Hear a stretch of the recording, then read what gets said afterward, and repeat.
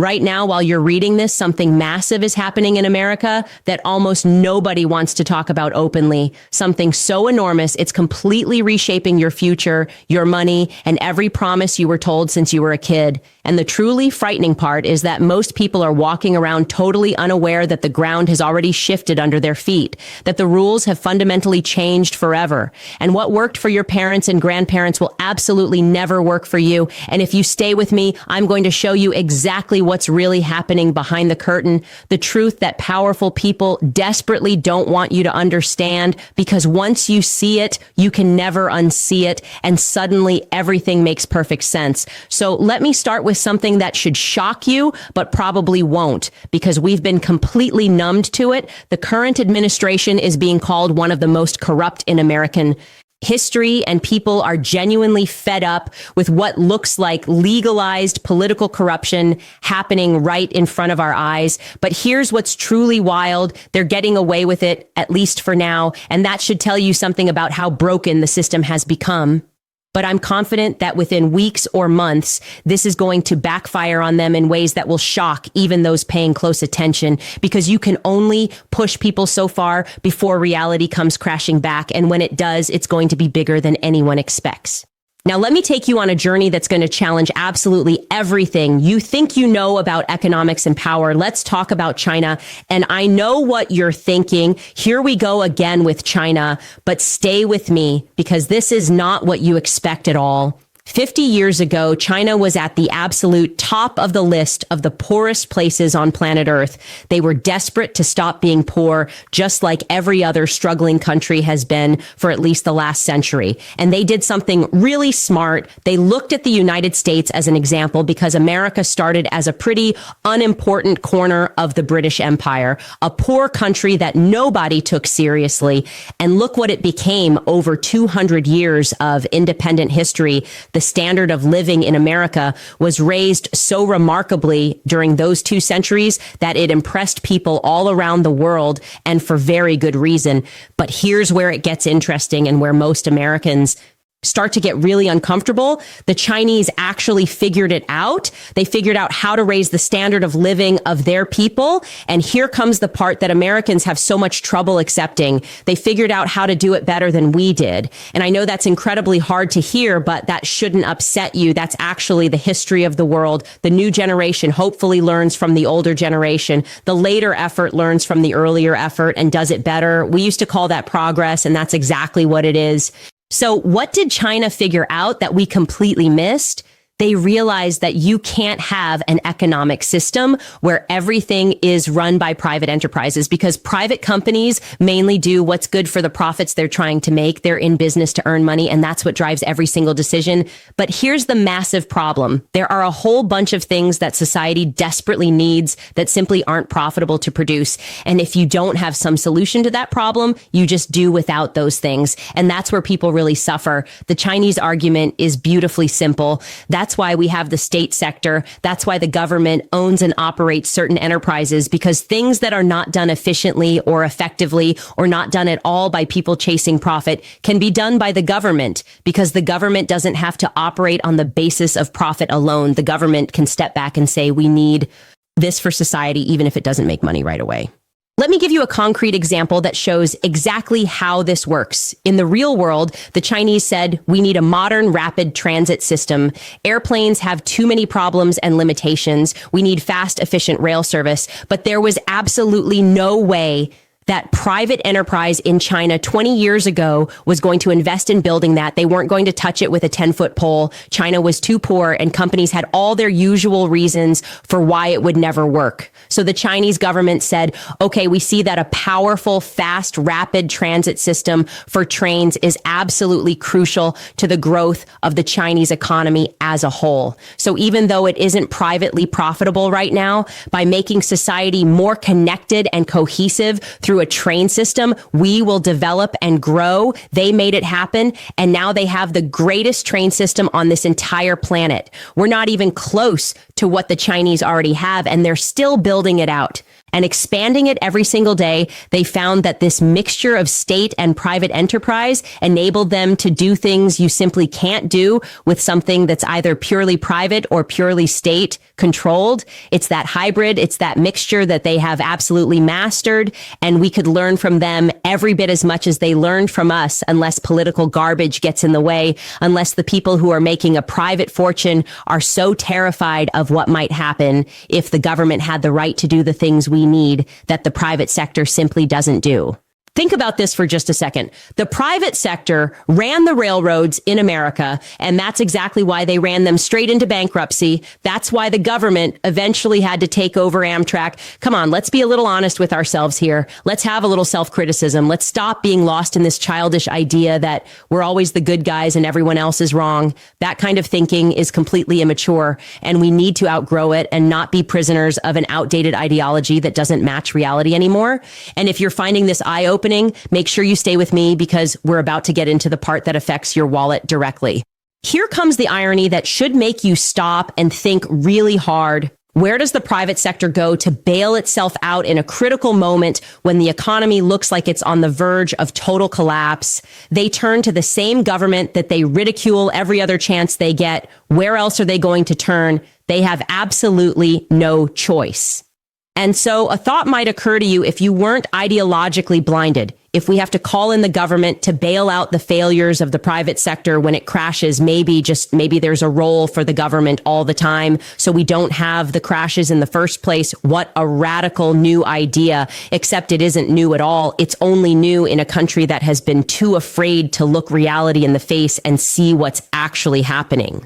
Let me put this another way, and I don't mean to scare anyone, but these are just facts. Everybody knows that the majority of people in the world to this day live in poverty. They are not wealthy. They are hoping to get to a point where they can count on food, clothing, shelter, medical care, education, the basics of a good life. And they are asking themselves a fundamental question, just like Americans once did. How do we get out of this situation we're in and lift ourselves up to do better? Who's been doing that successfully? Who can we learn from? And over the last 30 years, here's the one statistic I want you to remember, because it explains absolutely everything. The average annual growth of the American economy, the percentage growth of GDP, which is just a measure of all the goods and services the economy produces in 1 year, every year for the last 30 years, it has grown in the United States on average about 2%, maybe 2.5% if you want to. Be generous, maybe 3% if you really fudge the numbers a little bit. Now, what has been the experience of the People's Republic of China over those same 30 years? They have grown on average 6 to 9% every single year. Friends, that's it. That's the whole story. That's why they caught up. That's why they are now outproducing the United States on many, many items, with more added to that list each and every day. This has nothing to do with whether they have problems or not. Of course they do. Big ones, important ones. They're struggling in many ways, just like every country. But when it comes to growing up and out of poverty, which is the number one concern of the people of this planet, they're looking now to China the way they once looked to the United States, but they don't look to us anymore. And all the pretending in the world will not change that hard reality. Now let's talk about this business of throwing tariffs at everybody in the world, threatening and demanding that countries come crawling and begging, which, by the way, they refuse to do. And the Chinese just laugh every time it happens, as if the whole world wants to get on its knees and beg for a break. I understand why certain leaders love doing this. That's who they are. That's their politics. That's what the people who support them like to see. But in terms of actual economic policy, let me give you just a little idea of what's really going on here if you haven't figured it out for yourself yet. First of all, you should have noticed by now, even if you don't think there's a world outside the United States, that there's been an economic attack on pretty much every other country on the planet. Nobody does that. Nobody has ever done that in history. It's completely off the wall. And it means, let's be really clear about this. If you put a tariff on something that's a tax, Never mind the funny story we tell ourselves here in America, where we've watched one political party be the party against taxes for the last century, the party that prides itself on always cutting them or lowering them or opposing them.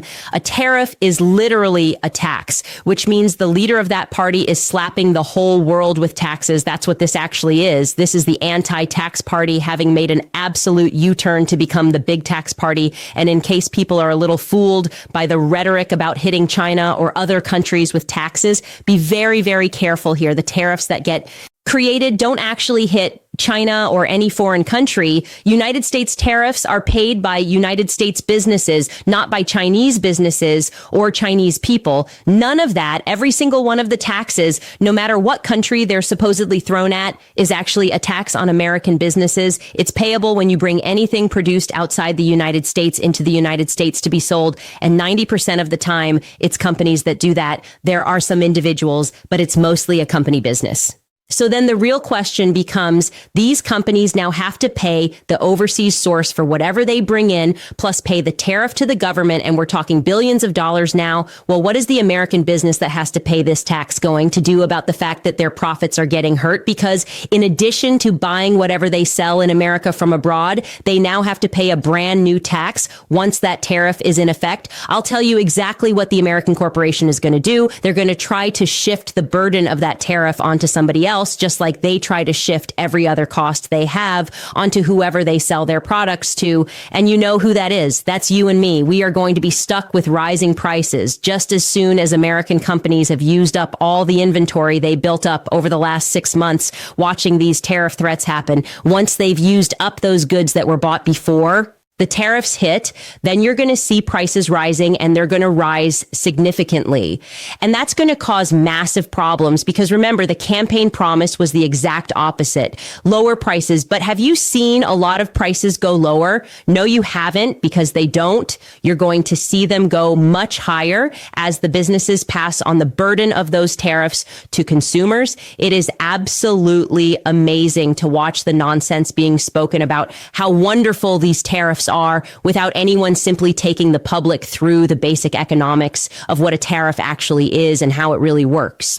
It's like asking yourself, why would the United States attack every other country in the world with tariffs, threaten them, tell them, look, you're going to have a hard time because American businesses are not going to want to pay a tariff, so they won't buy from you. They'll go somewhere else, and don't think they're all going to produce here in the United States.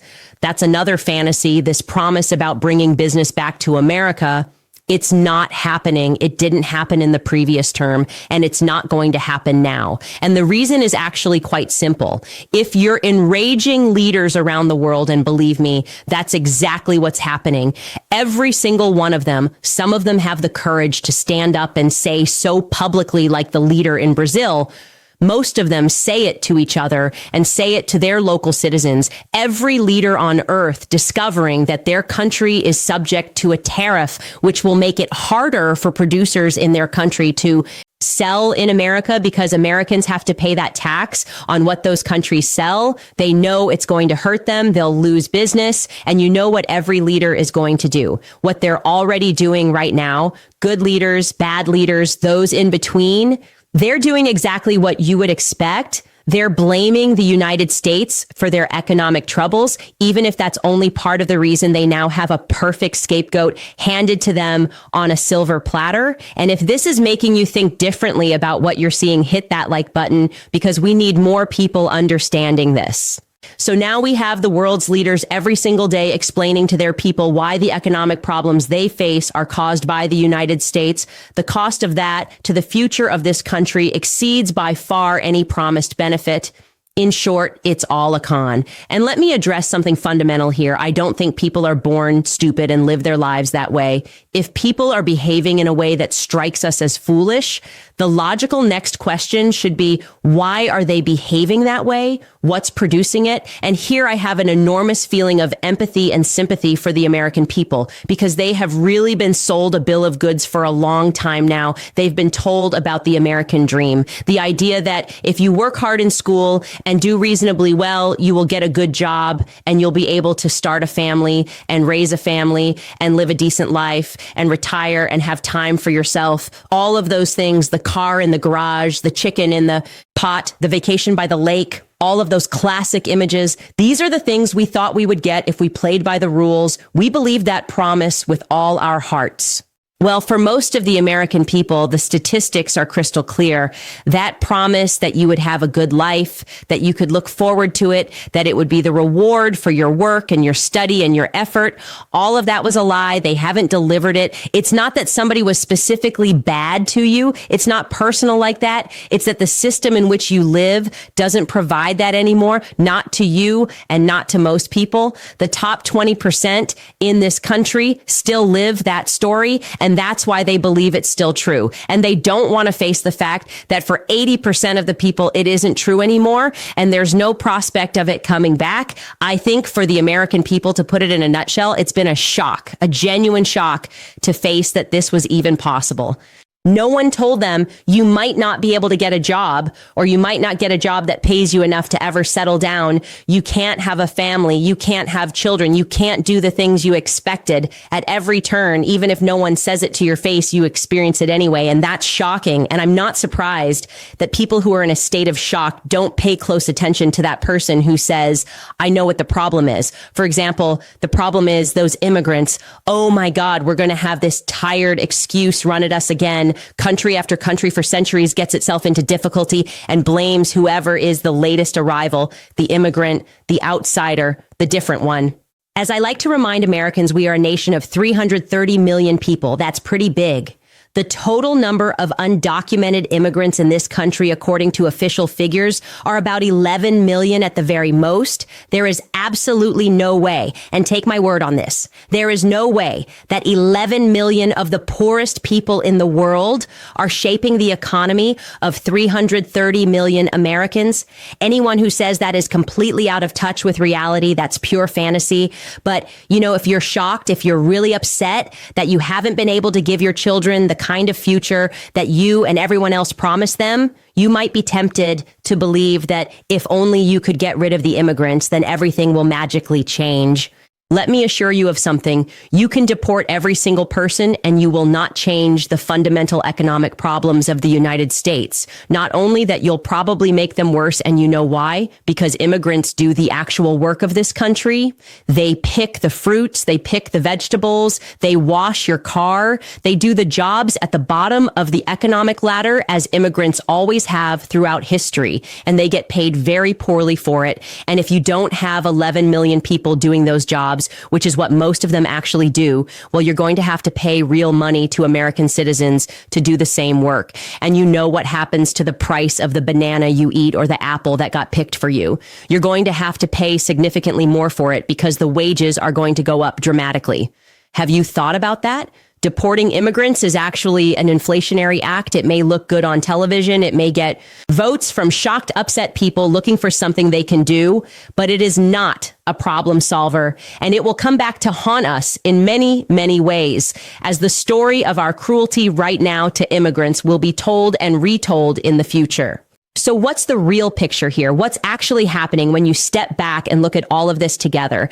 We have an economic system that has stopped delivering on its promises to the vast majority of people. We have leaders who are using fear and scapegoating instead of addressing the real structural problems. We have a refusal to learn from other countries who have figured out how to mix public and private enterprise in ways that actually serve their populations. We have tariffs that are sold as tough on other countries, but are really just taxes on American businesses and American consumers. We have mass deportation plans that will drive up prices and solve nothing. And we have a population that's been so shocked by the betrayal of the American dream that they're vulnerable to any simple answer that sounds like it might work, even when the economics clearly show it won't. And this is the truth that nobody wants to say out loud, but somebody has to. The truth is uncomfortable, but it's still the truth. China grew at 6 to 9% per year for 30 years, while we grew at 2 to 3%. They did that by being willing to let government play a role in building infrastructure and doing things that aren't immediately profitable, but serve the long-term good. They learned from us, and then they improved on what they learned. And instead of learning from them in return, we, Claude is AI and can make mistakes. Please double check responses.